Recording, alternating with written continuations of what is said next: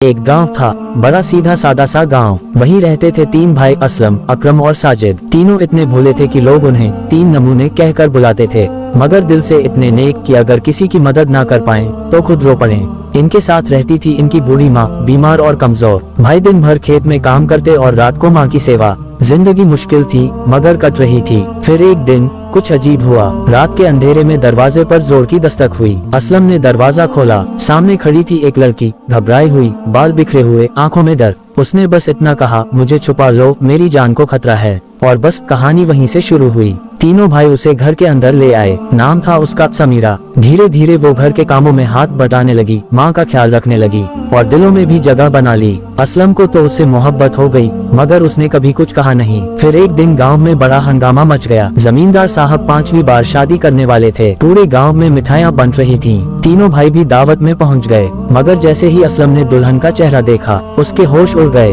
घूंघट के पीछे समीरा थी। समीरा ने कांपती आवाज में कहा, मुझे बचा लो असलम, मैं मर जाऊंगी। असलम ने बिना सोचे समझे उसका हाथ पकड़ा और निकल पड़ा वहाँ से। साजिद और अकरम ने रास्ता रोका, जमींदार के गुंडों को उलझाया और असलम समीरा को लेकर गांव से बाहर निकल गया। मस्जिद में छुपकर निकाह पढ़ाया गया। कबूल है, कबूल है, कबूल है। और फिर दोनों हमेशा के लिए एक हो गए। उधर जमींदार आग बबूला था। हर गली, हर कोना छान मारा, मगर लड़की कहीं नहीं मिली, क्योंकि मोहब्बत ने उन्हें छुपा लिया था। कहते हैं आज भी वो दोनों कहीं दूर किसी छोटे से गांव में रहते हैं, जहां ना जमींदार है ना दर्द, बस सुकून है। और वो तीनों भाई आज भी एक दूसरे के साथ हैं, हंसते हुए, मुस्कुराते हुए, क्योंकि उन्होंने एक जान बचाई थी।